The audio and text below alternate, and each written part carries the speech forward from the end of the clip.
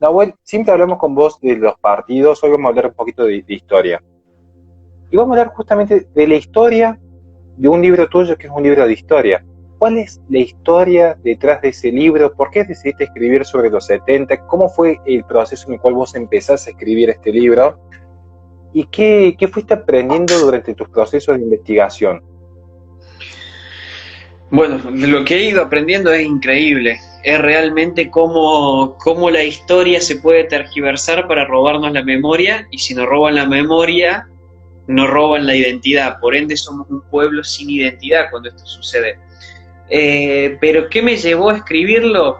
Yo siempre cuento, cuando estaba en cuarto año, tenía 14, 15 años, siempre repetía, ¿verdad? Memoria y justicia, era uno más.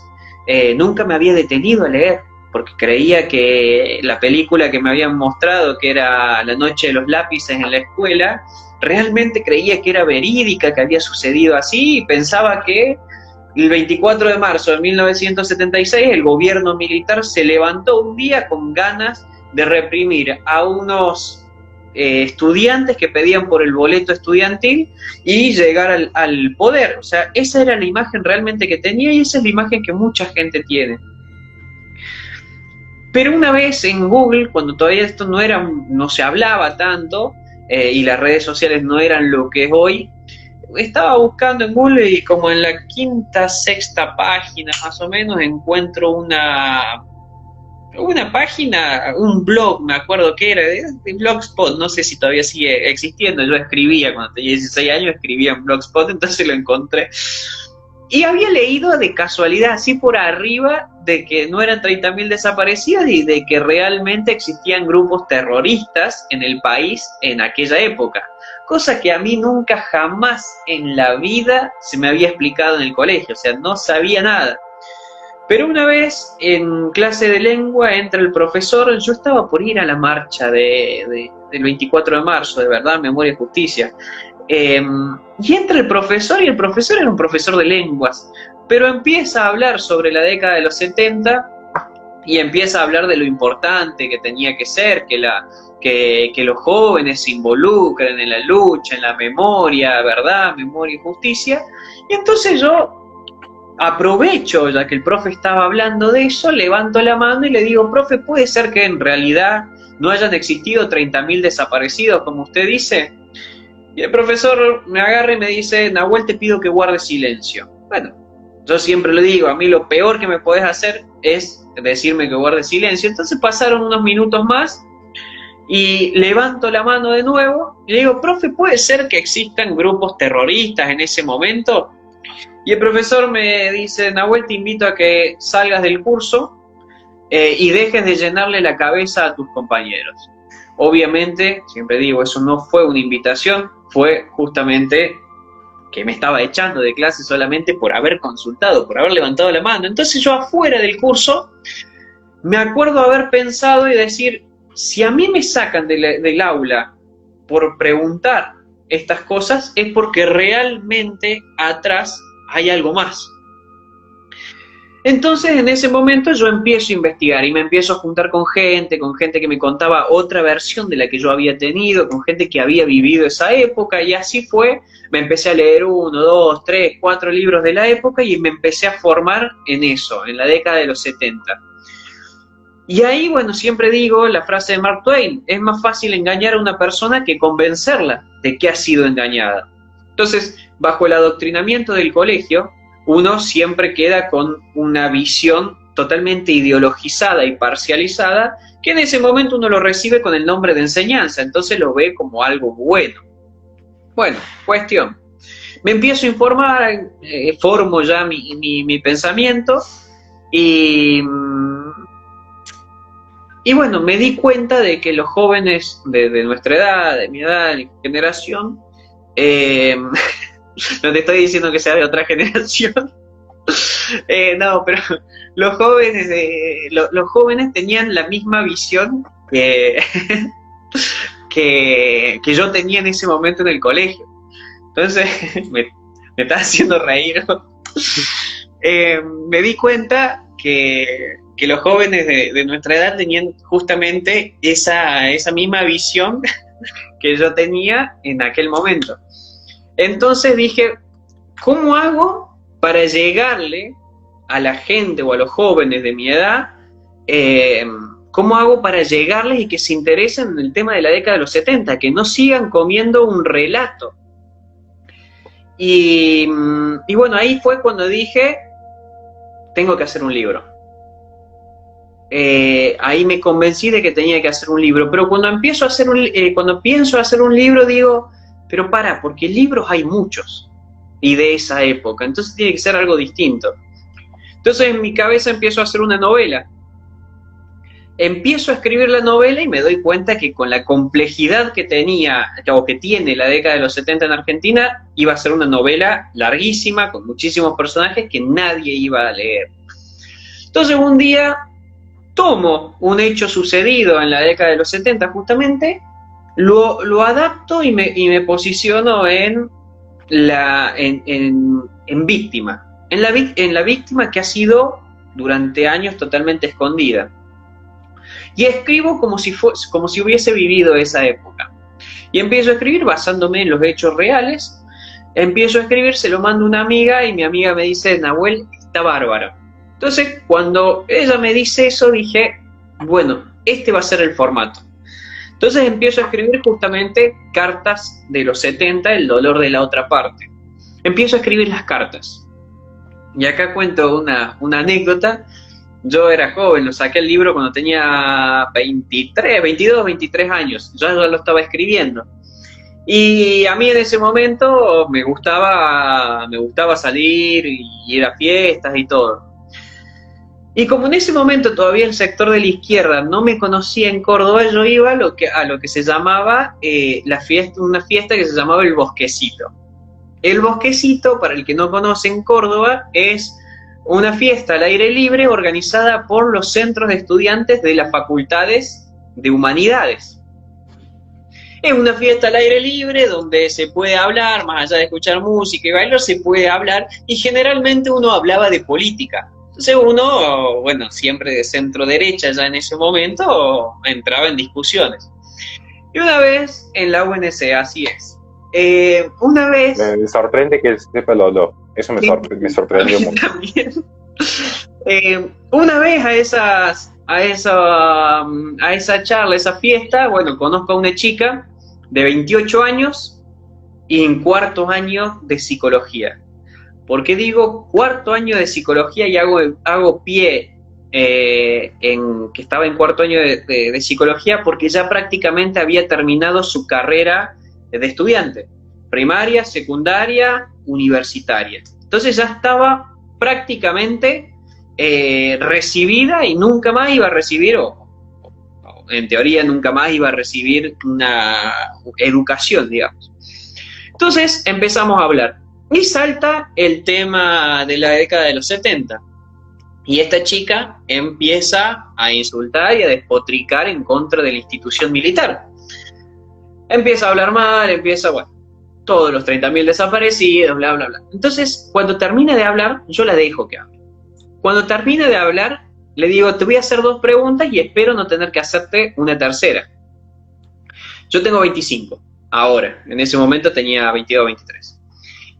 Bueno, termino y le digo, te tengo que hacer 2 preguntas y espero no hacerte una tercera. Bueno, no me acuerdo cuál fue el orden, pero básicamente las preguntas fue, la primera que le pregunté es cuáles fueron los actores de aquella época, porque si vos hablas de un contexto histórico donde hay oprimidos y opresores, tenés que decirme cuáles eran los actores.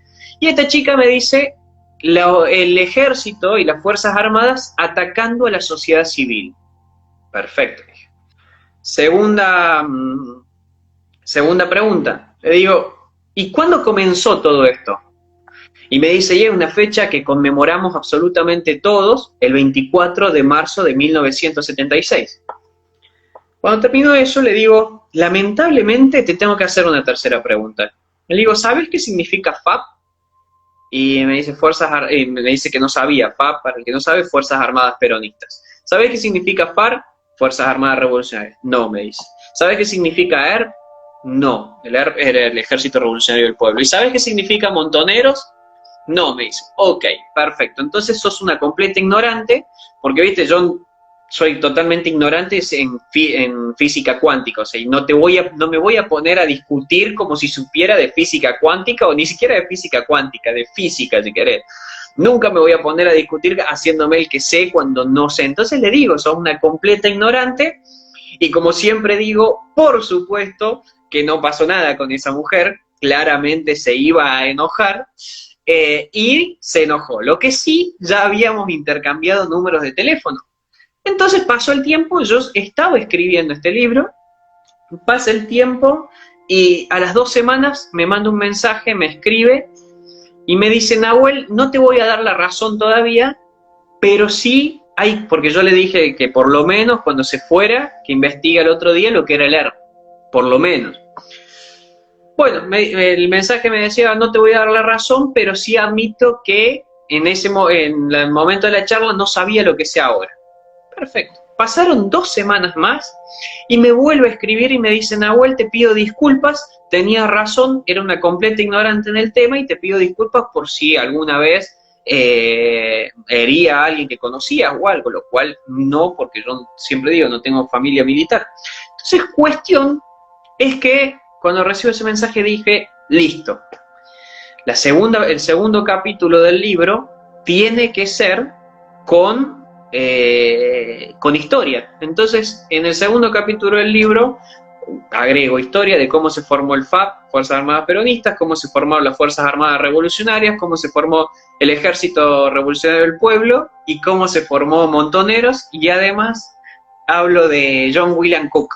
John William Cook, para el que no lo conoce, es uno de los principales y los primeros fundadores, entre comillas, de lo que fueron los movimientos de izquierda revolucionaria, y que escribía cartas, por ejemplo, desde Cuba diciendo: Cuba es la Meca, Argentina debe ser como Cuba. O sea que esta gente fue la ideóloga, el primer ideólogo de la izquierda subversiva fue John William Cook. Y la tercera parte, para no hacerla muy larga, la tercera parte es escrita, son cartas escritas por personas de verdad. Es decir, en la tercera parte tenés cartas de Silvina Grassi, que Silvina Grassi, cuando tenía 10 años, un comando de montoneros se bajó del auto y al frente de ella y en la salida de su casa le acribillaron al padre. Ella solamente tenía 10 años. El padre iba desarmado, era un ingeniero, o sea que no tenía absolutamente nada que ver. Después tenés la carta de Aide, que es una ciudadana que llama a la Concordia. Y después tenés la carta de HDM, que no lo puedo nombrar por estos circos judiciales que existen después, donde esta persona fue un soldado raso, que tuvo 7 años preso sin ninguna causa, sin ninguna prueba, sin nada en contra. 7 años preso, violándoles todas las garantías legales, las garantías constitucionales, absolutamente todo. Y después de 7 años se comprobó de que todo era falso y salió en libertad, y hoy está en libertad, y por suerte él sí se ha ido del país por miedo a que vuelvan con el circo judicial. Entonces, básicamente eso es el resumen del libro, y eso es lo que me ha llevado a escribir todas esas anécdotas que te comenté que te iba a contar. Está perfecto, está perfecto. Bueno, como nos quedan 40 minutos y agradeciendo enormemente tu tiempo, he ido tomando nota de algunos puntos específicos que me parecían interesantes y usando el recordatorio y la computadora para no desviarme tanto del hilo conductor hoy día. Hay una duda que es muy recurrente en los más jóvenes, y en realidad también es una duda que a mí me ha pasado particularmente por ahí en alguna conversación con grupos de padres que dicen: ¿cómo hacemos con nuestros hijos que están inmersos en esta cultura de los 70, que eran unos jóvenes idealistas y los militares eran los malos que un día desembarcaron por simples ansias de poder? Así que, si a vos simplemente te preguntasen, así si tuviera que resumir en 10, 15 minutos como mucho, tuviese que ir a un curso por curso en un secundario, te hacen pasar y te preguntan: Nahuel Sotelo, ¿qué fueron realmente los 70? ¿Qué responderías vos? Una guerra. Una guerra donde hubo un solo demonio, que fue la violencia. Pero lo que vivíamos en los 70 fue una guerra civil donde se derramó sangre entre hermanos. Más allá de tu ideología, de lo que uno piense, al fin de cuentas se enterraron argentinos entre argentinos, de un lado y del otro, inocentes y culpables, y de un lado y del otro. Eso fue para mí la década del 70. Y si te preguntasen entonces en este curso hipotético en el cual vos entras a dar tu explicación, viniese el profesor típico profesor de izquierda, y te dice, no, pero esa es la teoría de los dos demonios, ¿qué responderías vos ante eso? Que está totalmente errado, que los dos demonios en realidad fue uno, que fue la violencia, y que realmente fue una guerra, y le diría por qué. Y el por qué es porque hubo dos ejércitos enfrentados, de hecho en la rama subversiva hubo más de dos ejércitos, que estaban totalmente entrenados, porque recibían entrenamiento en la Unión Soviética, viajaban a Libia, viajaban a China, viajaban a la Alemania comunista a entrenarse, porque había grupos que tenían, como Montoneros y como el Ejército Revolucionario del Pueblo, tenían fábricas de armas. Y esas fábricas de armas, incluso algunas armas que fabricaban eran mejores que las de los militares. Yo me he tenido la suerte de poder charlar con militares, y ellos mismos me contaban que a veces agarraban, por ejemplo, una lanza-granada que fabricaba el ERP, que era muy precisa, incluso era mucho más precisa que la que tenían ellos. Tenían imprentas, y con imprentas manejaban, más allá de los panfletos de propaganda, sino que manejaban sus propias revistas. La revista, por ejemplo, del ERP era Estrella Roja, la de Montoneros era Evita y Descamisados, donde ellos mismos publicaban sus fusilamientos, donde ellos mismos hablaban de juicios revolucionarios, donde de juicio no tenían absolutamente nada, las cárceles del pueblo donde secuestraban gente. En Argentina se llegó a, por ejemplo, en Córdoba, se llegó a matar, a secuestrar, torturar y asesinar a un diplomático de Gran Bretaña, un cónsul de Gran Bretaña. Entonces, fue realmente una guerra, perdón, de Gran Bretaña fue en Santa Fe, de Estados Unidos fue el cónsul en Córdoba. Se llegó realmente a una guerra. Entonces, no hubo solamente, el único demonio fue la violencia que se vivió en esa época, donde se enfrentaron dos ejércitos. Y alguno me dice, bueno, pero no fue una guerra de Estado contra... el Estado fue el que ejerció el terrorismo. Primero que eso no existe la figura terrorismo de Estado en nada jurídicamente. Pero más allá de eso, es algo absurdo, porque a ver, si un policía acciona y mata a un delincuente, también lo hace a través de la fuerza del Estado, y eso no es terrorismo de Estado. Pero aún así, yo sostengo que en los 70 se vivió una guerra de Estado contra Estado no convencional, porque como te decía al principio, de un lado estaba el Estado argentino, y del otro lado estaban las milicias y los grupos subversivos terroristas financiados por estados extranjeros, porque recordemos que en aquel momento, en el contexto era una guerra fría, donde los países de la Unión Soviética, la Alemania nazi, los países libios, financiaban las guerrillas en América. Cuba, sin ir más lejos, el 4 de julio de 1992, en un hotel de La Habana, Fidel Castro admite haber apoyado financieramente y logísticamente a todas las guerrillas de Latinoamérica, salvo la de México. Entonces, se vivió una guerra de Estado a Estado no convencional. Y mirá, acá, porque viste, siempre lo he recuperado de mis... Mira, justo abrí el libro, te vas a acordar porque vos hace poco tuviste una entrevista. Yo tengo un libro, no sé si se ve, donde tengo todos los recortes de diarios de la época. Entonces, como siempre decimos, dato mata relato. Donde vos abrás tenés... bueno, no lo voy a abrir. empresarios secuestrados y todo, tenés toda documentación realmente. O sea que nadie puede decir de que inventamos, o no, todo lo contrario, nos basamos en los datos. Todo lleno de recortes de diario. ¿Cómo responderías vos entonces o con qué documentación te basarías, cómo refutarías en este hipotético caso que estás frente a un curso, cuando se dice que en realidad Montoneros era en realidad parte de esa iglesia que quería oprimir al pueblo, cuando dicen que en realidad Videla era un empleado de Estados Unidos, cuando dicen que en realidad la prensa exageraba los atentados del ERP? Pues son unas cuestiones muy típicas que se dicen en los secundarios. ¿Cómo irías respondiendo a estos distintos tipos de mitos que normalmente surgen en los centros educativos de Argentina? Bueno, primero que nada, con respecto a la iglesia, tuvimos un mártir, yo lo tomo como un mártir, que fue Carlos Sacheri, que publicó la iglesia clandestina. No, es que está viejo el libro. Publicó la iglesia clandestina.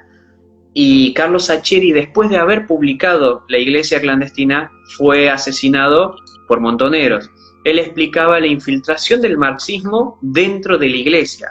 Por eso hubo muchos curas, si me decís que eran curas, realmente curas con vocación, no lo sé, pero eran curas que salieron a luchar por un gobierno marxista, por un gobierno comunista, que fueron los curas del tercer mundo, los curas tercermundistas.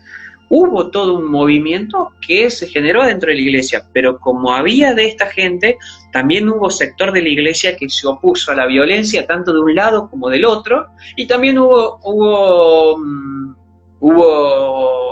parte de la iglesia que apoyó al gobierno militar, lo cual se la agarran con la iglesia, y generalmente eso que se la agarran con la iglesia, te terminan diciendo de que o te hablan desde un lado, o desde el peronismo, o desde el radicalismo, o del socialismo, cuando levantan el dedo desde su desconocimiento contra la iglesia, y sin embargo se olvidan que el Partido Justicialista mantuvo más de 300 intendencias en medio del gobierno cívico-militar, que por eso era gobierno cívico-militar, que la Unión Cívica Radical tenía más de 500 intendencias a lo largo del país, y que en ese momento no se oponían. ¿Cómo es eso de que ahora los partidos políticos se lavan las manos y todos dicen verdad, memoria y justicia, y nadie hace un retroceso, y nadie dice un mea culpa? Sí, nosotros tuvimos intendencias, el socialismo tuvo intendencias, tuvieron embajadores socialistas. Entonces hay que realmente hablar desde la formación, y uno tiene que dar datos.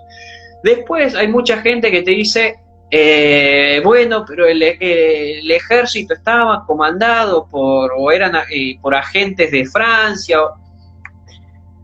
El ejército fue entrenado tenía entrenamientos con altos oficiales de Francia, pero antes del 76. Recordemos que la primera víctima de la guerrilla, de un grupo terrorista en Argentina, es en marzo del 60 o del 62, no me acuerdo, y fue una niña de 3 años.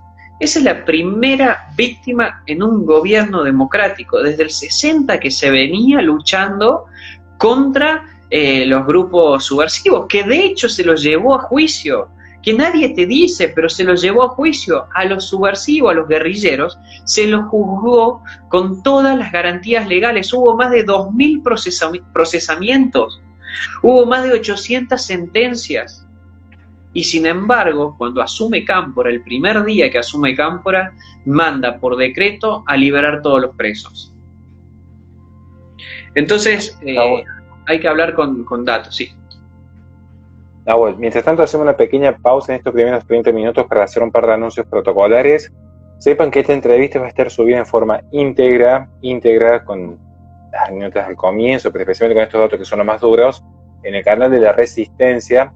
Y les pedimos por favor que nos ayuden a difundir nuestro nuevo canal, que es un proyecto dentro de la Fundación Libre, en el cual estamos trabajando arduamente estamos trabajando, y de paso también se suscriben a mi canal, que también le estoy metiendo muchas ganas de por medio. Nahuel, volviendo al tema de los 70 y los mitos que hay en torno a los 70, ¿no? Sí. Hay una pregunta no una pregunta, sino una cuestión que a mí me ha llegado muy recurrente esto. Como dijimos, bien desmitificó esta cuestión de que en realidad era la iglesia la mala, sino que mostrar que hay una cuestión de infiltración y recomendamos que lean justamente el libro de Salieri. Pero, ¿qué sucede? Yo te dejo dos preguntas para que las vayas y mandando en el orden que vos desees. ¿Qué sucede con la AAA? ¿Y qué sucede con esta visión de que en realidad Videla era como una suerte de empleado de Estados Unidos que lo mandaron para destruir Argentina y lo que suelen decir algunos sectores más reaccionarios? ¿Cuál era la primera? ¿Qué sucede con la AAA? La AAA fue un comando que fue la continuación de los Libertadores de América, que se llamó, que era otro grupo Libertador de América, que fue una alianza anticomunista, como decía anteriormente, en pleno gobierno democrático. Que de hecho ellos empiezan, quienes comienzan con el método de la desaparición, fue la AAA. Pero fue la lucha que se dio en ese momento. Nosotros, siempre digo, uno no puede analizar la historia sin ponerse en el contexto.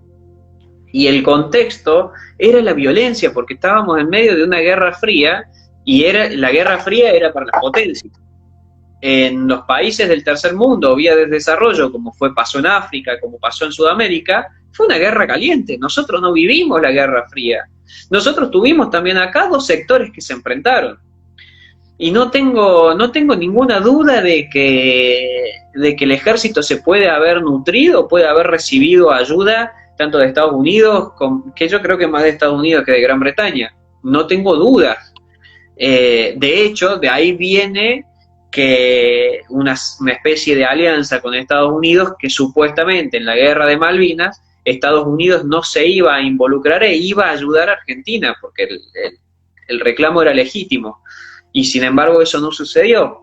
Pero yo no creo que, por ejemplo, Jorge Rafael Videla, si en caso de que haya sido consciente de que haya sido un empleado, como dijiste vos, de poderes máximos. Todo lo contrario. Jorge Rafael Videla hasta el día de hoy creo que es el único militar en toda Argentina. Ojo, con esto yo no estoy legitimando ni nada, porque por ahí puede saltar alguno y decir, pero vos justificás. No, todo lo contrario. Siempre critico las cosas que hicieron mal. Pero fue el único militar que ascendió realmente y pasó por todos los cargos antes de llegar a general del ejército, comandante en jefe. Excelentísima explicación. Hay una web, quizás nos apartemos ahora un instante de la historia, nos vamos a apartar un instante de la historia, que me llamó la atención un concepto que diste respecto a la Guerra Fría. Días atrás, conversando con Nicolás, que de paso le mandamos un saludo enorme a él, también a su familia, que están siempre presentes del otro lado, veíamos que hoy por hoy, en la actualidad, el mundo occidental está en una suerte de nueva Guerra Fría, en un conflicto, ya no quizás con los tanques de guerra y los aviones, pero hay un conflicto marcado con China, digamos. Es una carrera que quizás ya no sea armamentística, pero sí en términos de tecnología y sí en términos de avance tanto en lo cultural como en los mercados, ¿bien? Pero que eventualmente puede traducirse en una suerte de conflicto bélico, y de eso vamos a estar conversando el jueves. Vos, Nahuel, sin embargo, tu fuerte más grande siempre ha sido el análisis de estas guerras de guerrillas, que como si vos una guerra caliente que sea en América Latina. En estos contextos globalizados, en estos contextos de cómo está el mundo, ¿están dadas las circunstancias o no para unas nuevas guerras de guerrillas? Particularmente poniendo contexto de América Latina, recuerden los conflictos vigentes y actuales que hay en Chile con la nación araucana, que eventualmente, y según esto palabras de Kast, cuando tuve la oportunidad de entrevistarlo, podrían trasladarse al sur de Argentina. ¿Cómo lo ves vos a esto? Yo, hablando principalmente de Argentina, nosotros creo que estamos siendo parte de esa guerra fría, entre comillas, superior. La otra vez una de las preguntas que quedaba para Patricia que responda es: ¿cómo puede ser que en Argentina tengamos una base en China, una base supuestamente espacial, que en realidad es militar, porque la empresa que lo gestiona es una empresa militar del gobierno de China, perdón. Entonces no hay nada ni de inversión privada, ni de nada que me quieran correr algunos por ahí. Tenemos una base en China, que es una base, sí, se puede utilizar para algo bueno, pero también se puede utilizar para algo malo.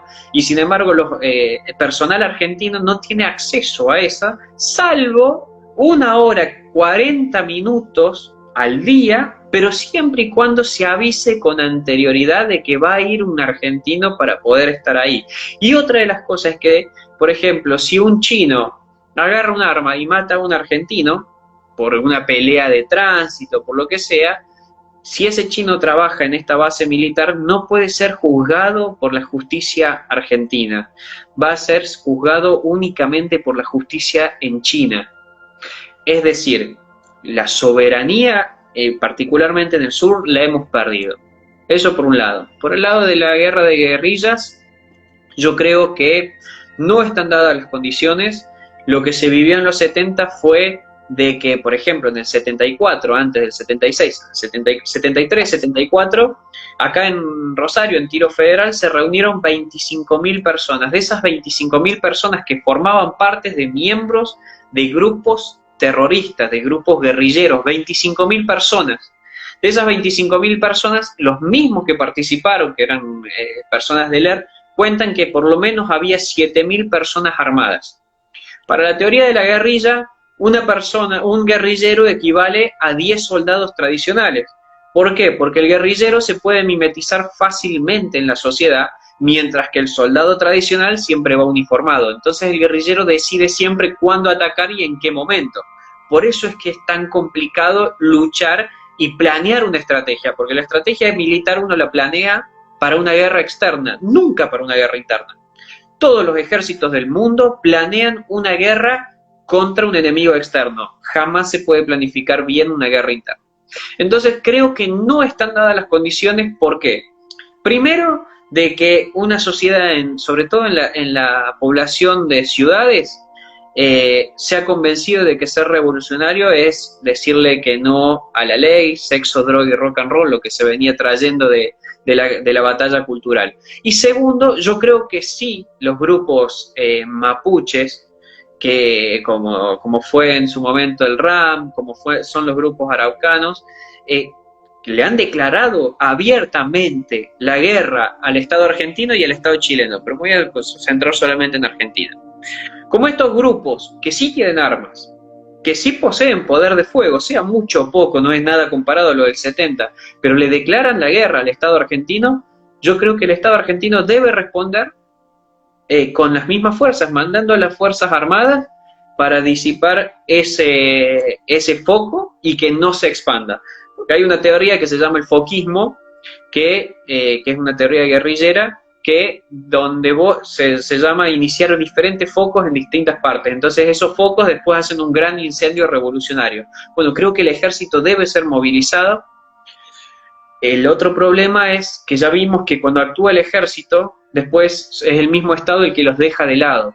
Entonces yo no me imagino a un militar argentino disparando contra uno de estos grupos, que yo los catalogo como grupos terroristas, ya que les declararon la guerra al Estado argentino.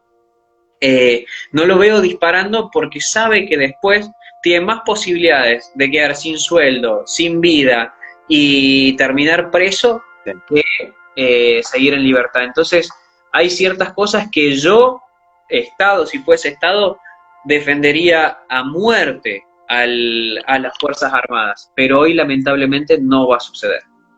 Y de hecho, a ver, tenemos a Nilda Garré de nuevo metida en el Ministerio de Defensa.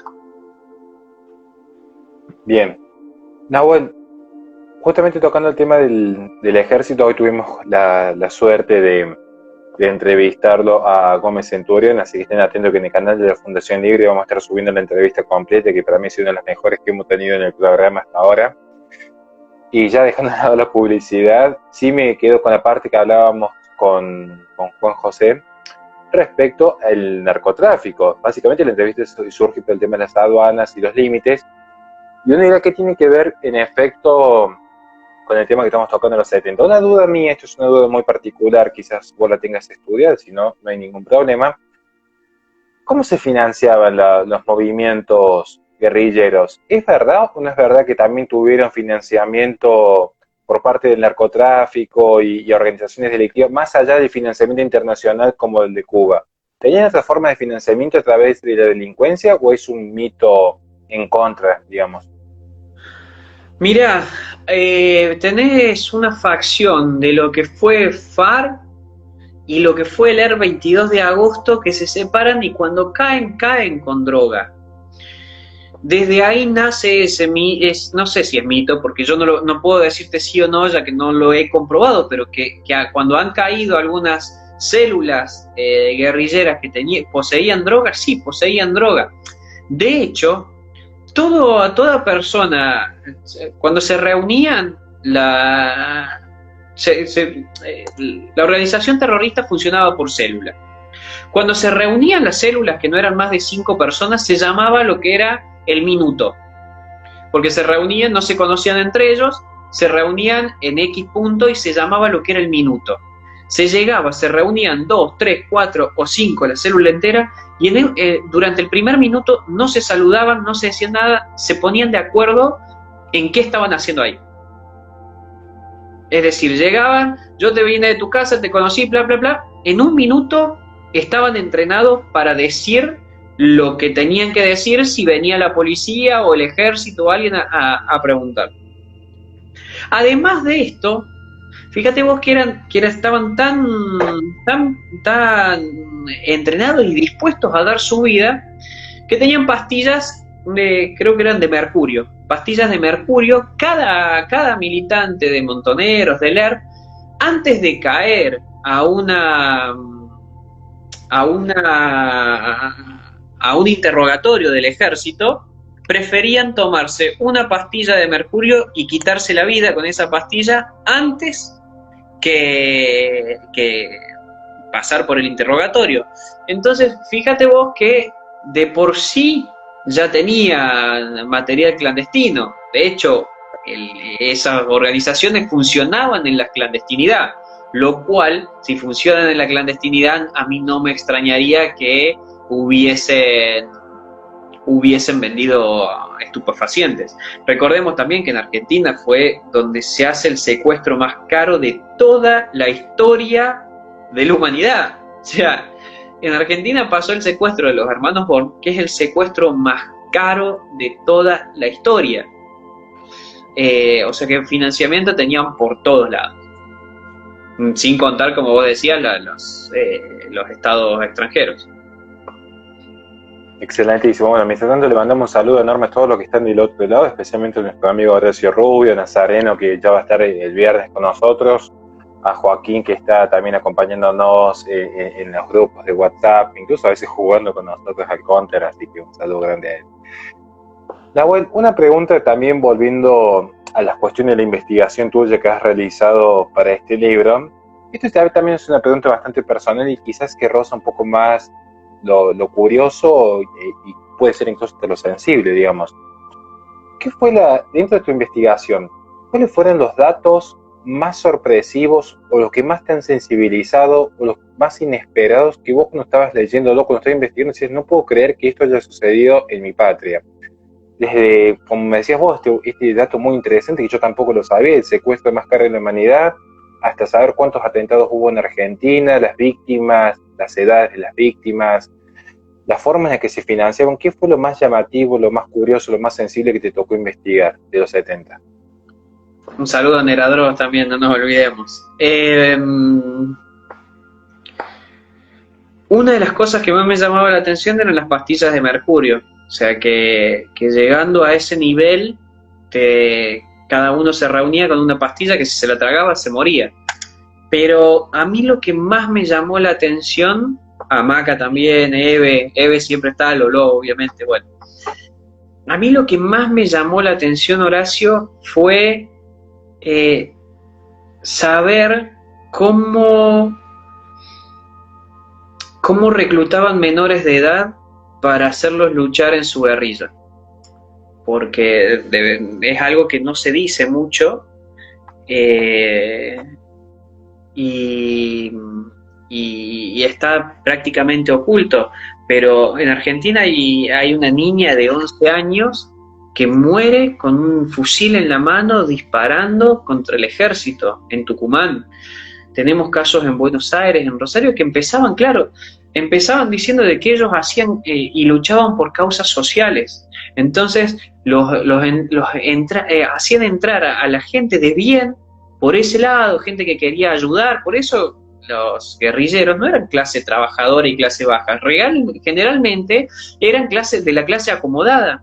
¿Por qué? Porque a través del tema del sentimiento y todo, los hacían ingresar en los barrios, mostraban que ayudaban, los convencían de que su enemigo era el ejército, como dice una de las cartas que hay en mi libro.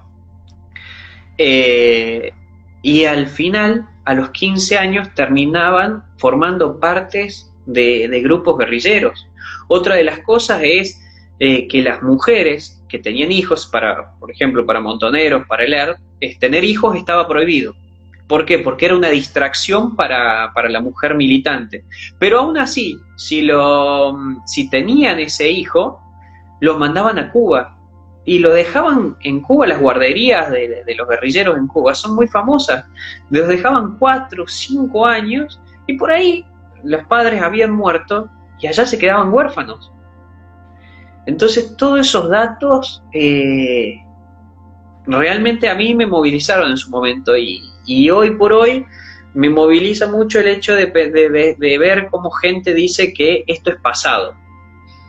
Y en realidad no es pasado, porque si uno camina a las cárceles, como me ha tocado a mí, que voy a las cárceles cada vez que puedo y visito a los militares, se va a dar cuenta de que tenemos militares que están hace 15, 16 años en prisión preventiva, violándosele todos los derechos, porque la ley dice que son 2 años o a lo sumo un tercer año en prisión preventiva, y nosotros tenemos presos con 15 años, y hay toda una familia que sufre alrededor. Y como decía al principio, esa familia que sufre y ese caso es algo que daña nuestra historia, es algo que daña a la verdadera historia y a la verdadera memoria, y por ende terminan quitándonos la identidad. Entonces, eso es lo que más me ha movilizado.